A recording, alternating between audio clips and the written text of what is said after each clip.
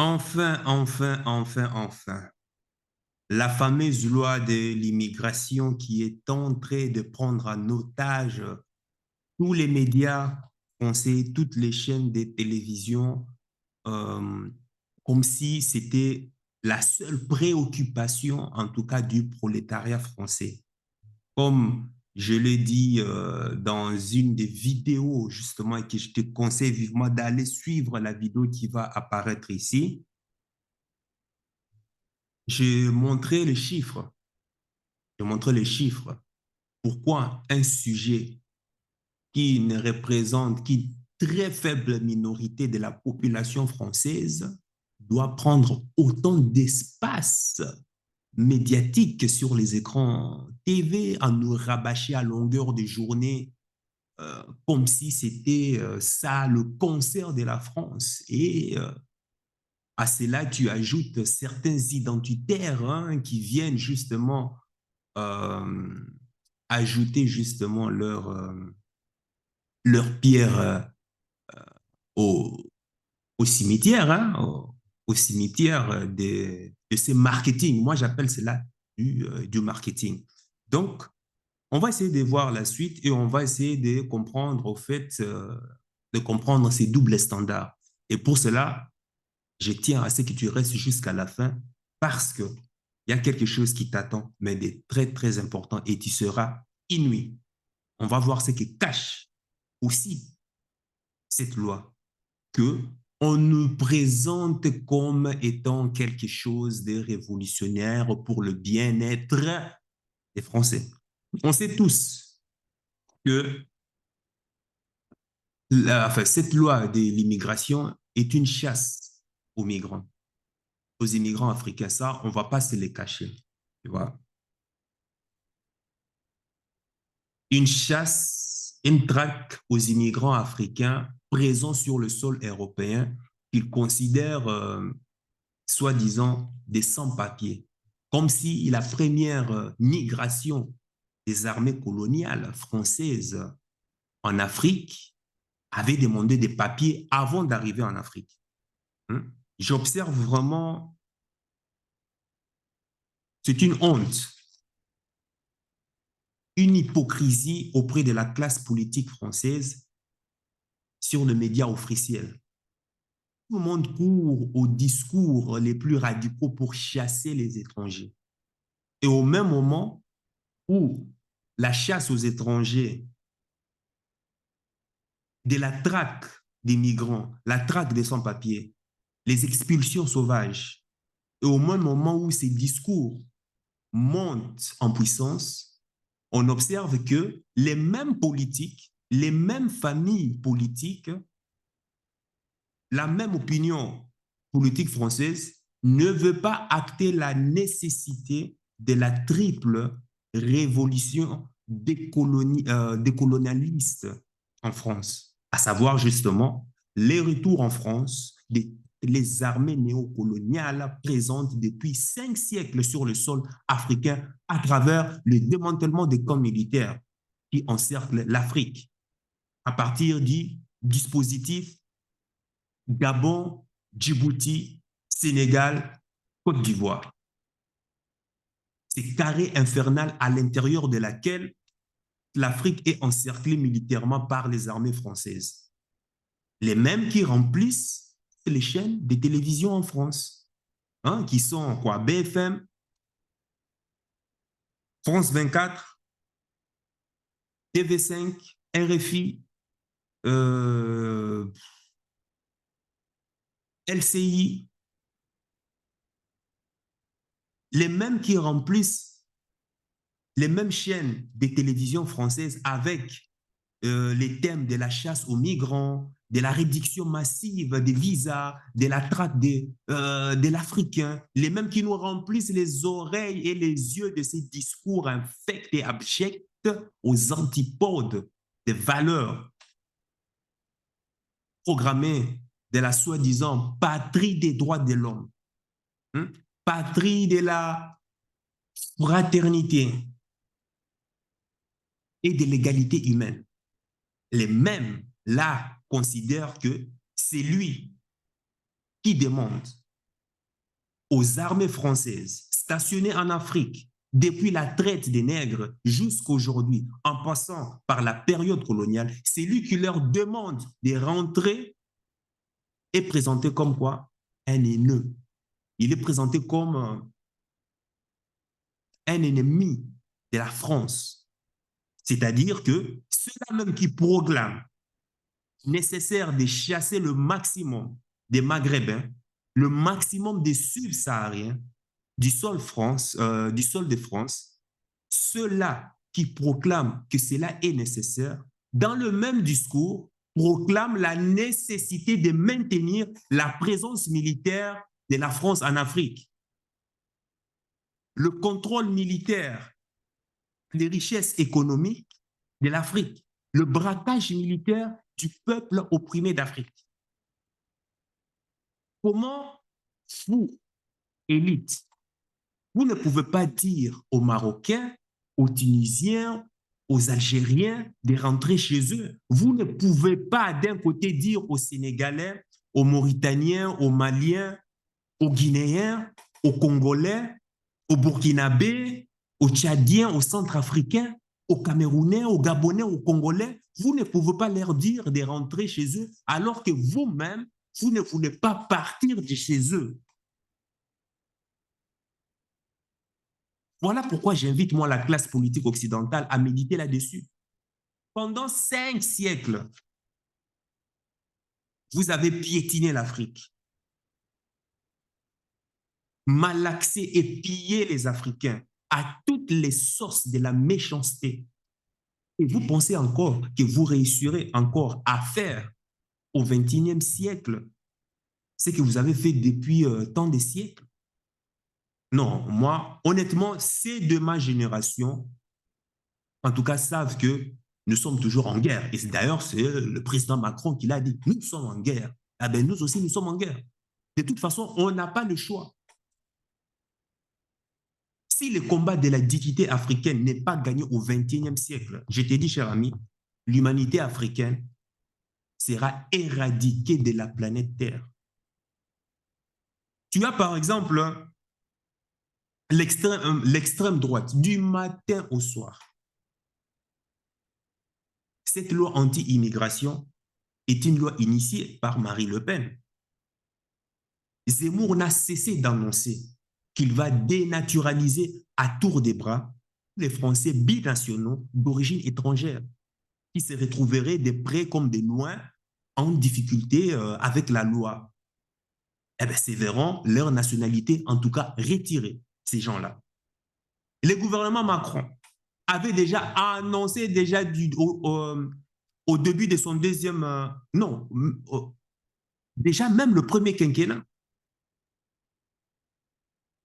la réduction arbitraire de 50% de tous les visas accordés aux Africains du Nord qui rentrent en France. Un beau matin, on s'élève, on dit, OK, voilà, 50% des visas accordés aux Algériens, aux Marocains, aux Tunisiens, on stoppe. Voilà, comme ça. S'il y avait 10 personnes qui venaient, eh bien maintenant, ça sera 5 personnes. Et cette année, ils ont interdit les visas à tous les artistes nigériens, maliens, burkinabés, alors qu'ils ne sont même pas impliqués dans la politique. Ils ont annulé les visas des étudiants de la communauté de l'AES, l'Alliance des États du Sahel, alors que ces étudiants répondaient à tous les critères qui leur étaient soumis afin de venir poursuivre les études en France. Dans la loi d'immigration qui vient d'être votée là actuellement, il y a un concept qui passe un peu sous radar, qu'ils ont appelé caution retour. La caution retour. En fait, ils sont en train de dire que aux étudiants que quand ils veulent venir étudier, ils doivent déposer une caution, un peu comme cela se fait lorsque tu prends un appartement, en fait. Et la caution demandée aux étudiants est de 10 000 euros. 10 000 euros.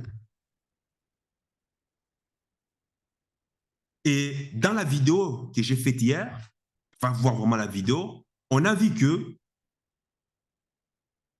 la France compte 67, non, la France compte 7,3 millions d'immigrés.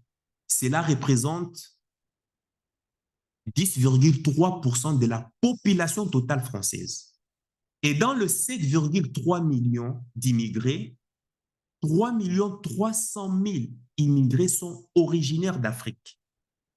Et dans les 3,3 millions immigrés, il y a environ, enfin plus ou moins, 300 000 immigrés étudiants.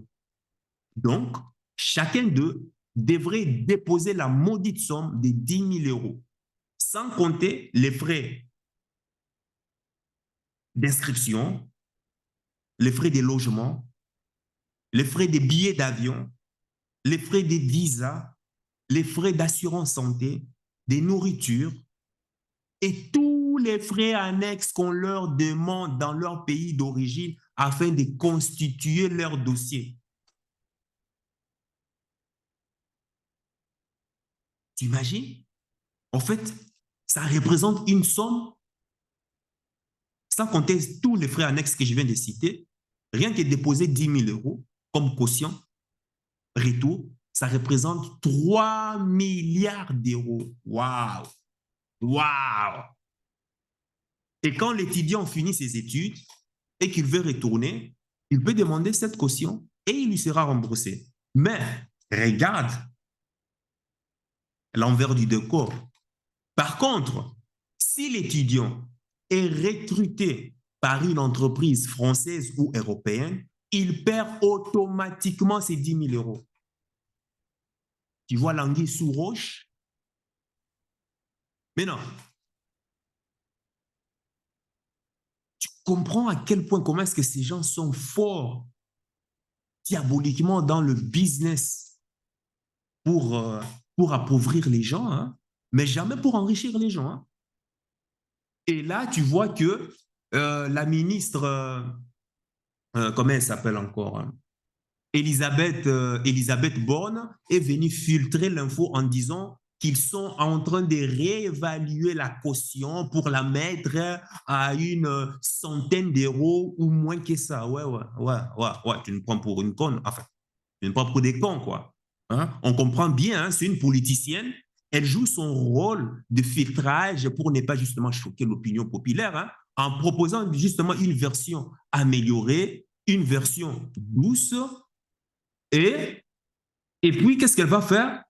Elles vont créer, elle ou en tout cas ses compagnons, elles vont créer des événements traumatisants, choquants, hein, plus tard, hein, pour pouvoir justifier justement la mise en place de la proposition de départ.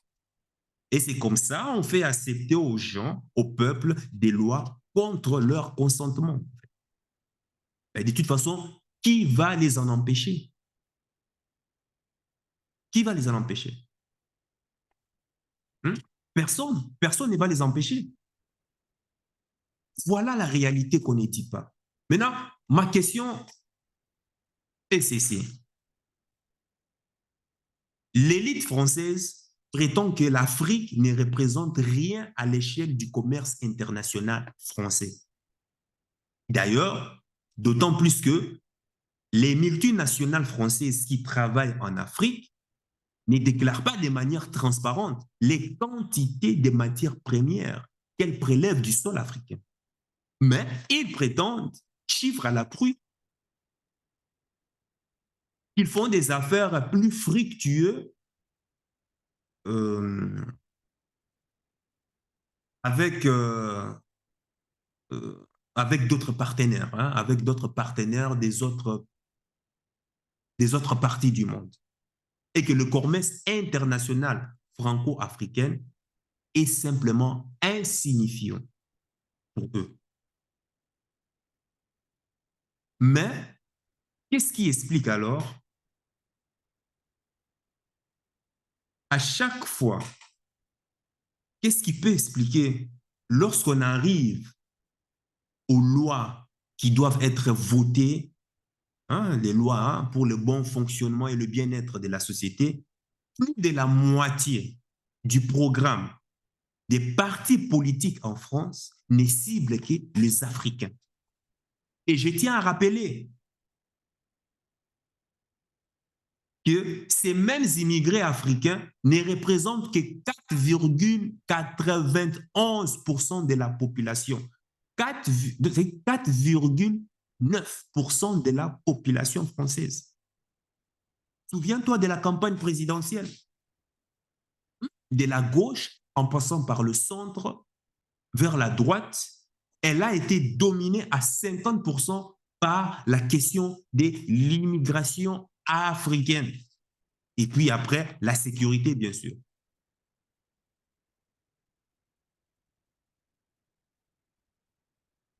Que cachent ces élites? Pourquoi cette contradiction alors qu'ils prétendent que les relations commerciales avec les Africains ne représentent rien du tout? Mais bizarrement, sur tous les médias, dans toutes leurs campagnes électorales, c'est toujours les Africains qui occupent leur esprit, leur bouche. Parfois, parfois, je me dis que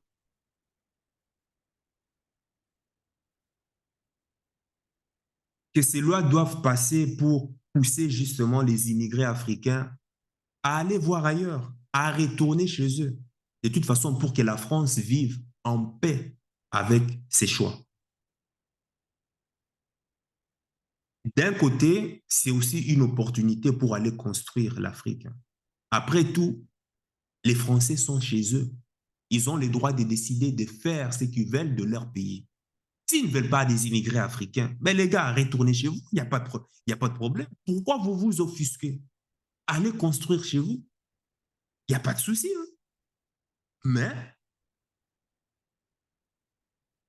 retournez chez vous et dites à vos dirigeants, même moi aussi, hein, de toute façon, je suis impliqué. On doit retourner pour pouvoir dire à nos dirigeants, de pouvoir dire aussi à toutes les entreprises françaises, à toutes les bases militaires françaises stationnées en Afrique, de retourner aussi en France. Comme ça, tout le monde restera en paix. Parce que la politique de l'Autriche, non. Ça doit marcher dans les deux sens. C'est bien de dire aux immigrés africains de retourner, il n'y a pas de problème, mais il faut aussi dire aux dirigeants africains de dire à toutes les entreprises françaises de retourner aussi en France. À tous les immigrés français en Afrique de retourner. Toutes les bases militaires doivent quitter, déguerpiller de l'Afrique. Il est temps d'aller construire, hein, les amis. Hein? Il est temps d'aller construire. De toute façon, peu importe quoi qu'on dise, de toute façon, ils sont dans leurs droits. Moi, je le comprends. Moi, honnêtement, je ne suis pas contre la France. Ils sont dans leurs droits. Maintenant, qu'est-ce que toi, tu veux faire? Si tu es immigré français, si tu es, enfin, immigré français, si tu es africain, si tu es africain et que tu suis cette chaîne, ben, qu'est-ce que tu veux faire? Retourne chez toi, va construire. Comme je l'ai toujours dit, si peut-être la France oublie cela, quel est cet Africain censé normal, un Africain normal, qui s'est dit, qui s'élève d'un beau matin pour quitter le soleil chaud, pour quitter les plages paradisiaques, pour quitter les fruits, les palmiers, pour quitter les soleils en abondance, la vitamine D en abondance, pour venir souffrir ici dans un pays où il fait 6 mois dans l'année, il fait froid où ça caille. Quel est cet Africain normal qui est censé faire ça? Est-ce que le prolétariat français, l'élite française, bon, parce qu'ils ne savent jamais la réalité du prolétariat français, est-ce que vraiment, eux pensent vraiment que quand l'immigré africain fuit l'Afrique pour venir ici, est-ce qu'ils pensent vraiment est-ce qu'ils pensent vraiment que l'immigré africain est content de le faire? Est heureux de quitter sa terre natale pour venir ici? Et dans quelles conditions encore? Moi, je me pose à quel cache ces élites? Pourquoi cette contradiction? Je veux que tu me le dises dans les commentaires. Et dans une prochaine vidéo, on va essayer d'apporter un éclaircissement par rapport à ce jeu de cache-cache que l'élite politique est en train de nous jouer. Comme je te le dis toujours, il n'y a rien de nouveau sur Terre, hein. Les histoires ne font que se répéter. Dans une autre vidéo, on va aller remonter le temps, le passé, voir ce qui avait été fondé, ce qui avait été mis en place pour que la France soit ce qu'elle est aujourd'hui. Avoir ce langage de bois, ces doubles standards. Sur ce, sache que ton cœur sait déjà ce que ton cerveau essaie de comprendre. Suis la voix de ton cœur, il connaît déjà le chemin. Ciao.